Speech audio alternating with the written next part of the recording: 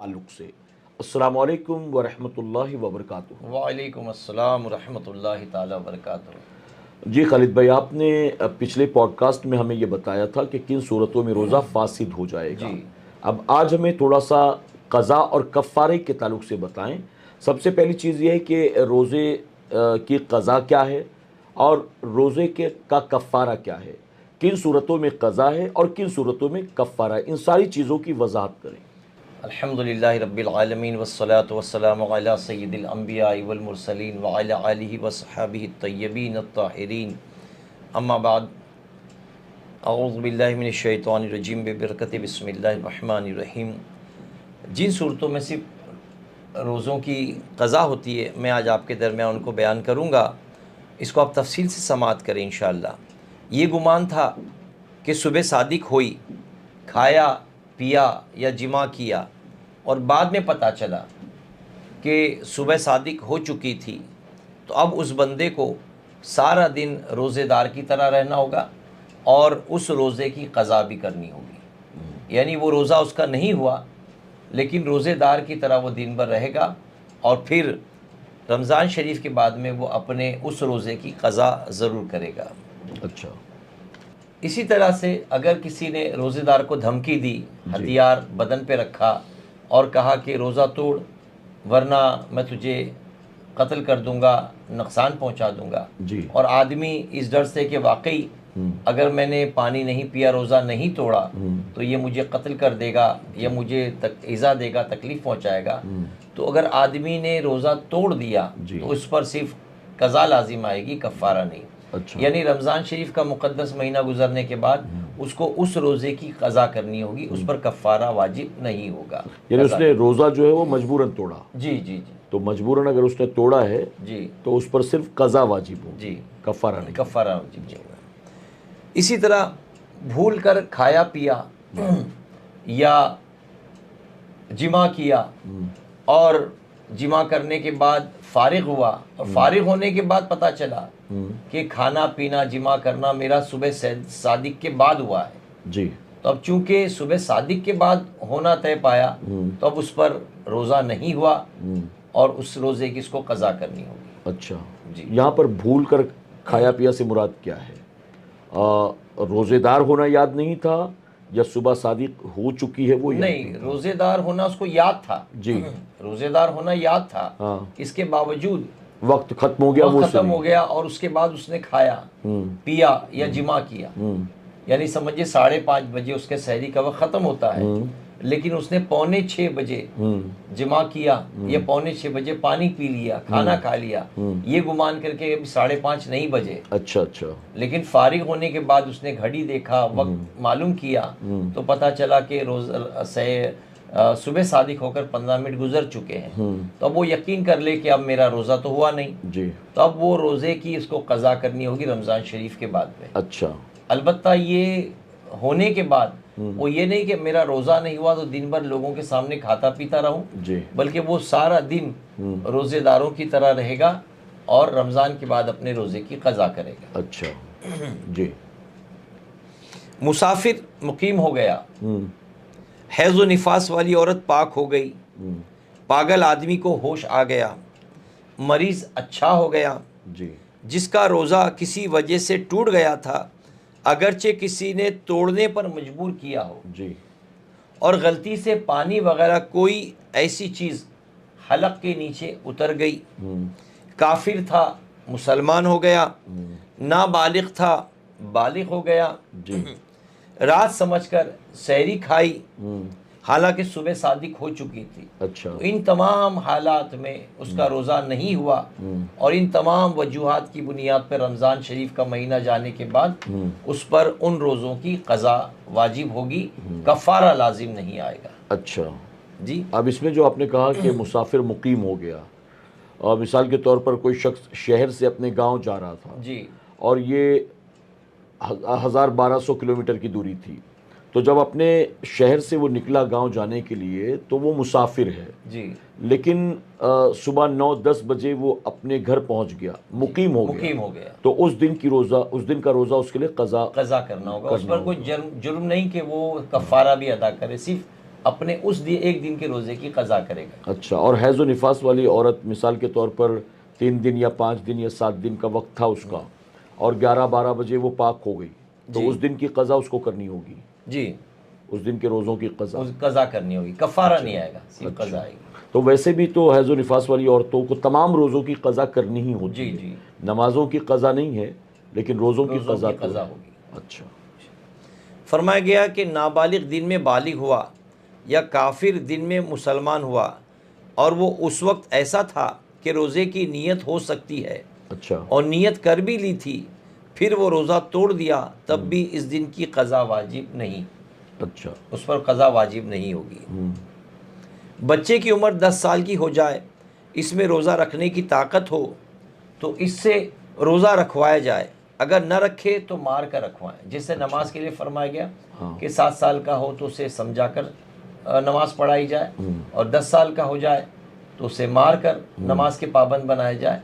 तो रोज़ेदार के लिए भी फरमाया कि घर में अगर बच्चा है जो 10 साल का है तो उसे मार कर, डांट कर, डपट कर उससे रोज़ा रखवाया जाए। अच्छा। अगर पूरी ताकत देखी जाए और रोज़ा रखकर तोड़ दिया तो क़ज़ा करने का हुक्म नहीं देंगे, और नमाज तोड़े तो फिर से पढ़वाएंगे। अच्छा। यानी फरमाते हैं कि नमाज अगर बच्चे ने उस पर फ़र्ज़ नहीं हुई है, 10 साल का है, तो अगर तोड़ दी तो उससे नमाज फिर दोहराएंगे। अच्छा। लेकिन अगर 10 साल का बच्चा जिस पर रोज़ा फ़र्ज़ नहीं है, लेकिन ताकीदन उसको रोज़ा रखने की ताकीद की जाएगी, जी। डांटा जाएगा, जी। अब अगर वो रोज़ा रखे और किसी वजह से तोड़ दे जी। तो वो रोज़े की कफ़ारा भी नहीं है, क़ज़ा भी नहीं है। अच्छा, सुभान अल्लाह। हैज़ व निफास वाली औरत सुबह सादिक के बाद पाक हो गई, अगरचे ज़हबा कुबरा से पहले और रोज़े की नीयत कर ली तो आज का रोज़ा नहीं हुआ। अच्छा। यानी वो सुबह सादिक के बाद पाक हुई हैं तो आज का रोज़ा नहीं हुआ। न फ़र्ज़ न नफल, और मरीज़ या मुसाफिर ने नीयत की या मजनू था होश में आकर नीयत की तो इन सब का रोज़ा हो गया। अच्छा। सुबह सादिक से पहले या भूल कर जिमा में मशगूल था, सुबह होते ही याद आने पर फ़ौरन जुदा हो गया तो कुछ नहीं, और इसी हालत पर रहा तो क़ज़ा वाजिब है, कफ़ारा नहीं है। अच्छा। करीब था सोबत करते हुए और याद आते ही वो जुदा हो गया तो कोई बात नहीं, लेकिन फिर मशगूल रहा तो अब उसका रोज़ा नहीं हुआ, लेकिन उसको क़ज़ा करनी होगी, कफ़ारा उस पर वाजिब नहीं होगा। अच्छा जी। और अगर कोई मान लीजिए कोई शख्स इसी हालत में, जी यानी वो फारिग तो हो गया लेकिन नापाक है, जी और नापाकी की हालत में पूरा दिन गुजार दे, वो जी रोज़े से भी है लेकिन नापाक भी है, जी तो ऐसी सूरत में अगर वो पूरा दिन गुजारता है तो उसके लिए क्या हुक्म है? अगर वो रोज़ेदार तो नहीं हुआ, रमज़ान यानी सुबह सादिक के बाद वो ये इस कंडीशन में आया है तो गुनहगार होगा, उसका रोज़ा भी नहीं हुआ, गुनहगार भी हुआ, और रमज़ान के वो रोज़े जो रोज़ा छूटा तो छूटा, साथ ही उसने दिन भर की नमाजें भी क़ज़ा की जी। तो उसका गुनाह भी उस पर वबाल आएगा। अच्छा। गुनाह में भी वो अल्लाह की बारगाह में जवाबदेह होगा। और हालत रोज़ा में अगर एहतलाम हो जाए तो क्या उससे रोज़े पर कोई फ़र्क पड़ता है? नहीं, रोज़े में अगर एहतलाम हो गया, जैसे हदीस शरीफ में फरमाया कि एहतलाम शैतान की तरफ से और जमाई जो ली जाती है ये शैतान की तरफ से, अच्छा। अलबत्ता छींक रहमान की तरफ से। सुभान अल्लाह। तो अगर रोज़े की हालत में भी एहतलाम हो जाए तो उससे रोज़े की सेहत पे कोई असर नहीं होता, रोज़ा उसका जारी रहेगा। अच्छा। उसको चाहिए कि गुस्ल करके अपना बाकी वक्त तहारत से गुजारे। अच्छा। ये नहीं कि वो सोचे कि मैं नापाक हो गया हूँ, रोज़ा टूट गया है, और इन हालत में अगर उसने रोज़ा टूट गया है सोचकर खा पी लिया तो कफ़ारा भी लाजिम आएगा और क़ज़ा भी करनी होगी। अच्छा, यहाँ पर एक सवाल ये भी है कि जैसा कि आपने बताया कि अगर कसदन उसने क़य की जी और मुंह भर कर क़य हो गई जी तो रोज़ा जाता रहेगा, जी थोड़ा बहुत हुआ तो रोज़ा नहीं गया, और अगर अपने आप क़य बाल्टी भर कर भी हो जाए तो रोज़े में कोई फ़र्क नहीं पड़ता। अब मान लीजिए किसी शख्स को क़य हो गई, कसदन नहीं किया था उसने, खुद ब खुद क़य हो गई, लेकिन अब वो ये समझता है कि रोज़ा तो मेरा जाता रहा, और वो फिर खाने पीने लग गया, या तो किसी ने गलती से कुछ खाया पिया, मिसाल के तौर पर सहरी करके फजर की नमाज़ पढ़कर सो गया, सुबह 8:30-9 बजे आँख खुली और आँख खुलते उसने चाय पी लिया, या पानी पी लिया या सिगरेट बीड़ी का आदी था, उसने वो पी लिया भूल से। जी। लेकिन अब भूल से उसने खाया पिया, उसे रोज़ेदार होना याद नहीं था, या कै हो गई खुद ब खुद मुंह भर कर, उससे रोज़ा नहीं जाता जी। लेकिन अब उसे ये लगता है कि वो जो मैंने खा लिया था गलती से तो रोज़ा चला गया, या मुझे जो उल्टी हो गई है तो मेरा रोज़ा चला गया, अब वो खाना पीना शुरू कर देता है। तो ऐसी सूरत में क़ज़ा होगा कि क़ज़ा के साथ कफ़ारा भी, और साथ ही वो गुनाहगार भी होगा रोज़े को तोड़ने का, या दोनों तीनों चीज़ें हैं। एक तो ये इल्म हासिल नहीं करने का वबाल गुनाह उस पर लाजिम आएगा जी।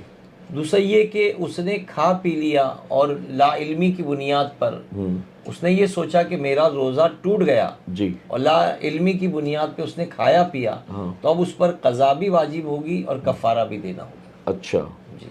इसीलिए जो उलमा फरमाते हैं कि हर मुसलमान कम से कम इतना इल्म हासिल करे कि वो अपने तमाम फ़राइज़ और वाजिबात को सही से अदा कर सके। फ़र्ज़ उलूम तो हासिल करना ही चाहिए इंसान को, जो उस पर फ़राइज़ हैं, नमाज के हैं, रोज़े के हैं, ज़कात के हैं, ये फ़र्ज़ उलूम का तो जानना हर मुसलमान पर लाजिम है इंशाअल्लाह। इसमें एक चीज़ जहन में और आई, एक शख्स जिसको नमाज़ पढ़ना नहीं आता लेकिन वो नमाज़ पढ़ रहा है और ये सोच कर पढ़ रहा है कि अल्लाह कबूल करने वाला है, और वो 2 साल 5 साल 8 साल 10 साल पढ़ रहा है लेकिन उसने सीखने की कभी कोशिश नहीं की जी। तो ऐसी सूरत में क्या अपने तौर पर जैसे भी वो नमाज पढ़ ले अल्लाह उसकी नमाज को कबूल फरमाएगा? देखिए, हुजूर किबला मुफ्ती निज़ामुद्दीन साहब ने बड़ा अच्छा मसला बयान फरमाया था कि अगर कोई काफिर मुसलमान हो जाए जी, या मुसलमान है लेकिन कुरान उसने बचपन से नहीं पढ़ा, नहीं पढ़ सकता, नमाज की क़िरात उसको नहीं आती, तो वो जिस तरह फ़र्ज़ नमाज बा जमात किसी मस्जिद में इमाम के पीछे पढ़ सकता है, पढ़े जो कि वाजिब है, तो उसी तरह वो सुन्नत भी किसी न किसी के पीछे पढ़े। अच्छा, किसी को इमाम जो जानकार है, जो क़िरात करता है, उसी को अपनी सुन्नत में भी इमाम बना ले। अच्छा, सिर्फ फ़र्ज़ की जमात से मस्जिद में नमाज पढ़े, लेकिन सुन्नतें भी अदा करने के वक्त, जैसे ज़ोहर की 4 सुन्नत है, तो किसी ऐसे आदमी के पीछे पढ़े जिसको क़िरात आती हो, अच्छा, कुरान आता हो, हाँ, तो वो उसके पीछे इक्तदा करे, तो इमाम का पढ़ना, मुक्तदी का पढ़ना, इस बुनियाद पर उसकी सुन्नत भी अदा हो जाएगी जमात से और फ़र्ज़ भी जमात से अदा हो जाएगी। और अगर मान लीजिए किसी को ऐसी सहूलत ना मिले, जी। कोई गांव देहात में रहता है जहाँ मस्जिद ही नहीं है, एक गांव है जिसमें 5-7 घर हैं मुसलमानों के, वो इल्म से कोसों दूर है, ना कोई ऐसा मौका मिला कि वो सीख सकते हैं, ना कोई वहाँ आया जो उन्हें सिखा सकता, तो ऐसी सूरत में अगर वो लोग नमाज पढ़ते हैं जबकि उन्हें पढ़ना नहीं आता, ना शराइत मालूम, ना फ़राइज़ मालूम, ना वाजिबात मालूम, तो उनकी नमाज़ों का क्या हुक्म होगा? देखिए, अब ये दौर ऐसा दौर नहीं रहा। अच्छा, आज मशीनी ज़िंदगी, मोबाइल की सहूलतें, तमाम चीज़ें हैं, तो आदमी दुनिया का इल्म हासिल कर लेता है। आदमी आज भी हमसे कुछ लोग कहते हैं क्या गुजराती में कुरान पढ़ सकते हैं, क्या रोमन इंग्लिश में कुरान की हम तिलावत कर सकते हैं, क्या हम हिंदी में कुरान पढ़ सकते हैं। तो जब दुनिया के लिए आपने हिंदी सीखी, रोमन इंग्लिश सीख लिया, आपने गुजराती सीख ली, तो क्या कब्र की तैयारी के लिए आप अरबी नहीं सीख सकते? इसीलिए रसूल आज़म सल्लल्लाहु अलैहि वसल्लम हमारी फितरत से वाकिफ़ हैं जी। इसीलिए आपने फरमाया कि इल्म दीन हासिल करो, माँ की गोद से कब्र की गोद तक। सुभान अल्लाह। यानी माँ की गोद तो माँ की गोद है, उसमें माँ के ज़रिए कुछ इल्म हासिल होगा, लेकिन कब्र की गोद में आदमी पहुँचेगा 70-80 साल की उम्र में। तो ये जो पीरियड है, इसमें इंसान मरते मरते भी कुछ ना कुछ सीख कर जाए। अच्छा, मुझे याद आ रहा है एक हदीस शरीफ में फरमाया गया, एक सहाबी रसूल सल्लल्लाहु अलैहि वसल्लम हुजूर सल्लल्लाहु अलैहि वसल्लम के साथ महवे गुफ्तगू थे कि जिब्राइल अमीन तशरीफ़ लाए, अल्लाह का सलाम पहुँचाया और अल्लाह का सलाम पहुँचाने के बाद ख़बर दी कि जो सहाबी आपसे गुफ्तगू कर रहे हैं अनकरीब उनका इंतकाल होने वाला है। अच्छा, अब जब ये पैगाम देकर जिब्राइल अमीन रवाना हो गए तो मेरे आका सल्लल्लाहु अलैहि वसल्लम उस सहाबी से फरमाया कि सुनो, जिब्राइल अमीन ने पैगाम दिया है कि अनकरीब तुम इस दुनिया से रुखसत होने वाले जी। से हर सहाबी जन्नती हैं, लेकिन हमारे दर्स के लिए वो सहाबी ने हुजूर की बारगाह में अर्ज़ किया कि हुजूर मैं ऐसा कौन सा अमल करूं कि जिससे मैं अल्लाह की बारगाह का महबूब बन जाऊं। तो होना तो ये चाहिए था कि मेरे आका फरमाते घर जाओ और घर जाकर जो कुछ तुम्हारे पास माल है सब खैरात कर दो ताकि अल्लाह की बारगाह में तुम सखी बन के पेश हो जाओ जी। या फ़ौरन सजदे में चले जाओ ताकि तुम्हारी रूह सजदे में निकाल ली जाए, तुम साजिदीन में शुमार हो। सुभान अल्लाह। तुम घोड़े पे सवार होकर जिहाद के लिए निकल जाओ ताकि मुजाहिदों में तुम्हारा शुमार हो, तुम्हारा दम निकले तो मुजाहिदों में हो। सुभान अल्लाह। लेकिन मेरे आका सल्लल्लाहु अलैहि वसल्लम ने ना उनको सजदे का हुक्म दिया, न सखावत का हुक्म दिया, न जिहाद का हुक्म दिया। मेरे आका ने फरमाया इल्म दीन सीखने में लग जाओ। सुभान अल्लाह। इल्म दीन सीखने में लग जाओ। सुभान अल्लाह। तो पता चला कि इल्म दीन सीखना हमारे लिए कितना लाजिम है बेशक। कि मरते मरते भी अगर हम कुछ इल्म हासिल कर जाएं बेशक। तो ये हमारे लिए नजात का ज़रिया है। सुभान तो अल्लाह। नाजरीन से मैं गुजारिश करूँगा कि रमज़ान का मुक़द्दस महीना है, हम में अक्सर लोग ऐसे हैं जो कुरान पढ़ते हैं लेकिन समझते नहीं। कुछ अक्सर ऐसे भी हैं जो सिरे से कुरान ही नहीं पढ़ते। तो वो इस मुक़द्दस महीने में कुरान सीखने की कोशिश करें, चाहे अली बा ता सा यही एक महीने में सीखें ताकि उनकी ज़िंदगी आगे बढ़ती रहे और वो आगे बढ़ते रहे इंशाअल्लाह। सुभान अल्लाह। तो कुरान सीखें, कुरान अरबी में सीखें, और अरबी चूँकि जन्नती ज़ुबान है, सुभान अल्लाह। मरने के बाद हमसे कब्र में सवालात होंगे वो भी अरबी में होंगे। सुभान तो अल्लाह। हमको उनके जवाबात भी देना है। बेशक। और ये अरबी ज़ुबान जन्नती ज़ुबान है। कहते हैं कि सैयदना आदम अला नबीना अलैहिस्सलाम तस्लीम को अल्लाह तबारक व तआला ने 3 लाख ज़ुबानों का इल्म दिया था। सुभान अल्लाह। तो अगर हम कम अज़ कम चंद ज़ुबानों के माहिर हो जाएं, जानकार हो जाएं तो हमारे लिए काफ़ी इंशाअल्लाह। बेशक। बिलखुसूस अरबी जो हमारा दीनी उलूम अरबी में है बेशक। उसको हम सीखने जानने की कोशिश करें। बड़ी माजरत के साथ आज मुसलमान बच्चे उर्दू मीडियम को छोड़कर इंग्लिश मीडियम से तालीम लेते हैं। तो जितनी हमारी दीनी किताबें उर्दू में अवेलेबल हैं उतनी किताबें इंग्लिश ज़ुबान में अवेलेबल नहीं है। बेशक। लोग कोशिश कर रहे हैं लेकिन इतनी इंग्लिश में अवेलेबल नहीं जितनी उर्दू में है। तो उर्दू भी हासिल करें, उर्दू भी लैंग्वेज सीखें, साथ ही साथ अरबी भी सीखने की कोशिश करें। और अरबी में बिलखुसूस कुरान मजीद की तिलावत सही मखरज के साथ, सही अदायगी के साथ इंशाअल्लाह सीखने की कोशिश करें इंशाअल्लाह। ठीक है। आइए अब हम उस उन्वान की तरफ चलते हैं। फरमाया गया जिन सूरतों में क़ज़ा के साथ कफ़ारा भी लाजिम आता है। अब ये है कि सुबह सादिक हो चुकी थी जी। रोज़ेदार होना याद था, इसके बावजूद बीवी से क़ुर्बत किया जी। या गैर फितरी अमल किया, मर्द मर्द के साथ या औरत औरत के साथ, या खाया पिया रोज़ेदार होना याद होने के बावजूद भी, तो अब ये अल्लाह की बारगाह की बगावत है।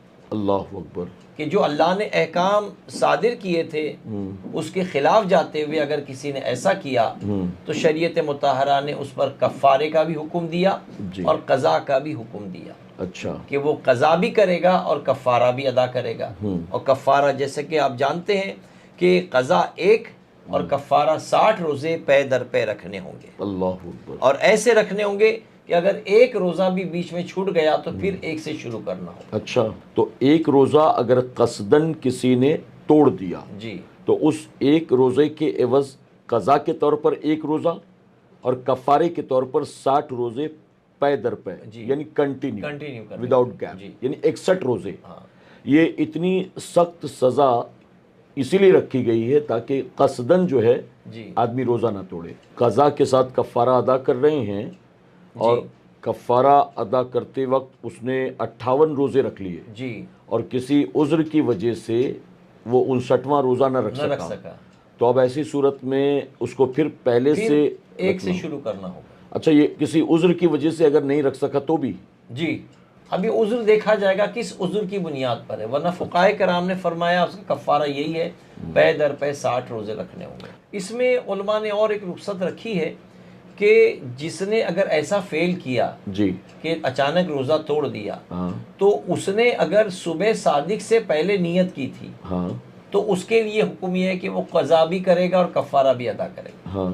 और किसी ने अगर सुबह 9 बजे 8 बजे नियत की और 12 बजे 1 बजे उसने रोज़ा तोड़ दिया, तो सिर्फ क़ज़ा लाजिम आएगा, कफ़ारा लाजिम नहीं आएगा। अच्छा जी, सुबह सादिक से पहले अगर नियत की थी तो अब उसके ऊपर कफ़ारा भी लाजिम है और क़ज़ा भी लाजिम होगी। आम तौर पे तो यही सूरत पाई जाती है जी कि आदमी की नियत जो है सुबह सादिक से पहले ही होती है। जी, जैसे रमज़ान शरीफ का महीना शुरू हुआ तो हमने पहले ही नियत कर ली कि पूरे महीने हमें रोज़ा रखना है, तो अब नियत हो गई जी। तो अब इसके लिए स्पेशली हर दिन तो कोई नियत नहीं करता, अब हमने पूरे महीने भर की नियत कर ली है, तो ऐसी सूरत में तीसरे, चौथे, 8वें, 10वें, 20वें, 22वें दिन अगर हमने रोज़ा जानबूझकर तोड़ दिया जी, तो अब नियत तो ऑलरेडी थी हमारी, तो अब कज़ा और कफ़ारा दोनों दिन दोनों होगा। आएगा। जी, अब वो चाहे किसी भी वक्त तोड़ा जी। हो। लेकिन अगर किसी ने सुबह सादिक के वक्त ही नियत की कि आज मैं रोज़ा नहीं रखूँगा, तो सिर्फ एक कज़ा होगी। अच्छा। और अगर किसी ने अपनी ख्वाहिशात से मजबूर होकर किसी मर्द ने रोज़े की हालत में अपने हाथ से मुश्तज़नी कर ली, अच्छा। मस्टरबेशन कर लिया, हाँ। तब भी फ़ुक़हा किराम फरमाते हैं उसका एक ही रोज़ा क़ज़ा करना होगा, अच्छा। उस पर कफ़ारा लाजिम नहीं आएगा, सिर्फ एक रोज़ा। अच्छा, यानी इस सूरत में भी रोज़ा टूट जाता है। टूट जाएगा रोज़ा। अगर किसी ने रोज़े की हालत में शर्मगाह से खेलते हुए अगर उसकी इंजाल हो जाए, मस्टरबेशन हो जाए, कर लिया उसने, तो अब उसको सिर्फ एक कज़ा करनी होगी, उस पर कफ़ारा वाजिब नहीं होगा। अच्छा, इसमें एक सवाल और भी आता है कि मान लीजिए हालत रोज़ा में मियाँ बीवी जिमा तो नहीं कर रहे हैं जी, लेकिन एक दूसरे के करीब हैं, जी। और ऐसी सूरत में अगर इंजाल हो जाए तो फिर क्या मसला होगा? यहाँ फरमाया गया कि अगर बीवी ने शोहर को उकसाया और इंजाल हुआ तो शोहर का रोज़ा नहीं जाएगा, अच्छा। और अलबत्ता बीवी को इंजाल हुआ तो उसका रोज़ा चला जाएगा। हाँ। इसी तरह अगर कान में तेल टपकाया या ऐसा ज़ख़म है कि जहाँ दवाई लगाई और वो दवाई पेट के अंदर पहुँच गई, जौफ़ के अंदर, मैदे के अंदर पहुँच गई, या ऐसा दवाई डाला नाक के ज़रिए के भेजे में दवाई चढ़ गई, या फिर कंकर, पत्थर, कागज़, घास, ये ऐसी बेमज़ा चीज़, बेवक़्त चीज़ अगर खा लिया है, या फिर बीवी से क़ुर्बत किया लेकिन समझा कि अभी सहरी का वक्त है, या फिर अफ्तार में उजलत कर ली, अच्छा। अभी सूरज डूबा नहीं था हाँ। और अफ्तार में उजलत कर ली और खा पी लिया, और बाद में पता चला कि अभी सूरज गुरूब नहीं हुआ, अच्छा। तो इन तमाम सूरतों में उसका रोज़ा तो फासिद हो गया। अब रोज़ा फासिद हो जाने के बाद अब इन पर क़ज़ा है, कफ़ारा नहीं होगा। अच्छा। सिर्फ इन रोज़ों की इसको क़ज़ा रखनी होगी, क़ज़ा करनी होगी, कफ़ारा नहीं है। अच्छा, बाज़ इलाक़ों में देखा गया है कि वहाँ अज़ान फ़ज्र तक लोग सेहरी कर रहे होते हैं। जी, तो सेहरी का अज़ान फ़ज्र से क्या ताल्लुक़ है? देखिए, सहरी का अज़ान फ़ज्र से कोई ताल्लुक़ नहीं है। जी। सहरी का वक्त जो है वो सुबह सादिक का है। हाँ। अब देखिए, अगर आज से 40-50 साल पहले कोई ये मसला पूछे कि काबे का तयन कैसे किया जाए, सुबह सादिक का वक्त कैसे मालूम किया जाए, गुरूब आफ्ताब, तुलुए आफ्ताब, इसका वक्त कैसे मालूम किया जाए, तो अगर कोई 50 साल पहले पूछता तो ये ज़रूर आदमी को बताने में दिक्कत होती। लेकिन अब टेक्नोलॉजी ने तमाम चीज़ों को आसान कर दिया है। जी। अभी मोबाइल आ गए और मोबाइल में ये ऐसे सॉफ्टवेयर आ गए हैं कि जो आपको एप्लीकेशन एक से एक बता देते हैं जी। कि कहाँ वक्त हुआ है, कहाँ किबले का सिमत है, कहाँ पर सहरी का वक्त है, कहाँ अफ्तार का वक्त है, कब सूरज डूबेगा, कब सुबह सादिक होगी। तो अल्हम्दुलिल्लाह ये टेक्नोलॉजी के ज़रिए बहुत सी आसानियाँ हो गई है। अच्छा। अब ये कोई उज़्र नहीं है जी। कि कि हमको पता नहीं था कि सहरी हुई या नहीं हुई, सहरी का वक्त हुआ या नहीं हुआ, अजान के बाद पता चला, तो ये सब गैर शरई उज़्र है। तो सहरी के वक्त का अजान के ताल्लुक से कोई ताल्लुक नहीं है। सब सुबह सादिक होते ही सहरी का वक्त ख़त्म हो गया, उसके 10 मिनट बाद अजान फ़जर कही जाएगी और फजर की नमाज अदा की जाएगी। अच्छा। यहाँ साथ साथ बताते चलूँ कि उमूमन रमज़ान में हमने देखा है कि मस्जिद में लोग जमा होते हैं, कभी कोई सलातुत तस्बीह पढ़ रहा है फजर की अजान के बाद में, कभी कोई सलातुत तौबा पढ़ रहा है, कोई तहियतुल मस्जिद पढ़ रहा है, कोई तहियतुल वज़ू पढ़ रहा है। तो याद रखें कि हमारे फ़ुक़हा किराम ने फरमाया कि फ़जर की अजान के बाद, यानी फ़जर की नमाज के बाद, सिवाय 2 सुन्नत और 2 फ़र्ज़ के कोई नमाज नहीं पढ़ी जाएगी। अच्छा, अज़ान फ़जर के बाद अच्छा, न तहियतुल वज़ू पढ़ी जाएगी, न तहियतुल मस्जिद पढ़ी जाएगी। हाँ, अलबत्ता क़ज़ाए उम्री जो उसके ज़िम्मे है वो पढ़ने की शरीयत ने इजाज़त दी है। अच्छा। तो ये ज़िम्नन बात आ गई रोज़े के ताल्लुक़ से, नमाज के ताल्लुक़ से, ये मैंने अर्ज़ किया। वरना यही है कि सुबह सादिक होते ही सहरी का वक्त ख़त्म हो जाता है। अब उसके बाद आदमी नियत करे कि मैंने रोज़ा रखा सुबह सादिक से लेकर के गुरूब आफ्ताब तक। अच्छा। अच्छा, सहरी में हुक्म ये है कि सहरी में ताख़ीर की जाए जी, और इफ्तार में हुक्म ये है कि जल्दी की जाए। जी। तो हमारे यहाँ पर कई इलाक़ों में देखा गया है कि वो सहरी के लिए भी अज़ान फ़जर का इंतज़ार करते हैं कि जब तक अज़ान होती नहीं है तब तक खा पी सकते हैं, जी और इफ़्तार के लिए भी अज़ान मगरिब का इंतज़ार करते हैं कि जब तक अज़ान होगी नहीं तब तक इफ़्तार वो शुरू नहीं करेंगे। और अज़ान मगरिब जो है, सबसे पहली चीज़ तो ये है कि जिसने भी अज़ान दी होगी उसने ख़ुद पहले खजूर खाया होगा, जी पानी पिया होगा, जी, फिर उसके बाद अज़ान उसके दिया बाद जाकर अज़ान, जी इसका मतलब वक्त शुरू हो चुका है और अज़ान 2 4 5 मिनट के बाद हो रही है। तो अज़ान का इंतज़ार करना ज़रूरी है या वक्त होते ही आप इफ़्तार कर सकते हैं? अज़ान का इंतज़ार करना नहीं, हुक्म दिया कि वक्त होते ही हम्म, ताजिल जो फरमाया गया है कि अफ्तार में उजलत करो, जल्दी करो। तो जैसे ही सूरज डूब गया, एहसास हो गया, और अब तो मोबाइल में वक्त आ जाता है, जी। जैसे ही सूरज डूब गया आप वहाँ अफ्तार कर लें। अब इसको ये सोचें कि जिन इलाक़ों में मसाजिद नहीं है वहाँ अज़ान नहीं होती, लेकिन वहाँ मुसलमान आबाद हैं, तो वो किस तरीके से रोज़ा अफ्तार करेंगे? जी। तो वो वक्त देख करके ही रोज़ा अफ्तार करते हैं। तो ये अज़ान फ़ज्र और अज़ान मगरिब जो है ये नमाज के नमाज लिए के है, लिए है, इनका सहरी और इफ़्तार से कोई कोई ताल्लुक़ ताल्लुक़ नहीं है। नहीं है। लेकिन हमने सहरी और इफ़्तार से भी इनको जोड़ जोड़ रखा है जी, जो कि गलत है। गलत है बिल्कुल। अगर किसी ने अज़ान फ़ज्र तक सहरी की तो ऐसी सूरत में उसका रोज़ा हुआ या नहीं हुआ? ये तो क्लियर बता दिया गया, अगर अज़ान तक इंतज़ार करता रहा और खाता पीता रहा, गोया वक्त के 10 मिनट बाद अज़ान फ़जर कही जाती है। सहरी का वक्त ख़त्म होने के 10 मिनट बाद अज़ान फ़जर कही जाती है। गोया उसने ताख़ीर तक खाया, ये गुमान करके कि अभी सहरी का वक्त है, तो उसका रोज़ा शुरू ही नहीं हुआ, अच्छा उसका रोज़ा फासिद हो गया। अच्छा। और अब उसको चाहिए कि दिन भर रोज़ेदारों जैसा रहे, और फिर रमज़ान शरीफ गुजरने के बाद अपने उस रोज़े की क़ज़ा करे। अच्छा। जी मेरे प्यारे आका अलैहिस्सलातु तस्लीम के प्यारे दीवानों, खातून जन्नत हज़रत फ़ातिमा ज़हरा रज़ी अल्लाह तआला अन्हा की कनीज़ हो, उम्मीद करते हैं कि आपने इन तमाम मसाइल को अच्छे तरह से सुना भी होगा और समझा भी होगा। मज़ीद अगर आप रोज़ों के क़ज़ा या कफ़ारे या मकरूहात के ताल्लुक़ से कुछ जानना चाहते हैं तो कमेंट बॉक्स में जाकर अपना सवाल आप ज़रूर लिखें। इंशाअल्लाह आने वाले अगले पॉडकास्ट में आपके उन तमाम सवालों का जवाब भी दिया जाएगा।